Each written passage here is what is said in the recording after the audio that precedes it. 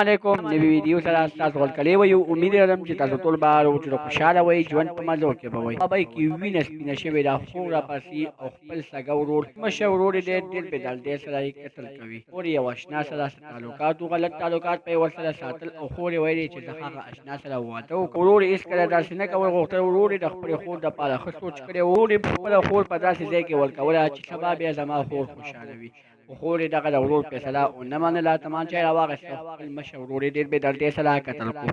خور یې پولیسو ګرفتاره کړې ده خور اخر داسې حرکت ولې وکړو چې خپل مشر ورور یې ډېر بې دردۍ سره قتل کړو خو چې تاسو د دې پوره معلومات نه ځان خبرول غواړئ کوښښ وکړئ چې زموږ د چینل مخه نوي سبسکرایب کړئ او موږ زموږ د چینل مخه سبسکرایب کړئ تر دې چې څخه مخه ووهئ چې زموږ خالي روانه معلوماتي ویډیو تاسو ته په اسانۍ سره میلاوي دا افسوسناکه واقعه رامخې ته شوې ده چې خور راپسې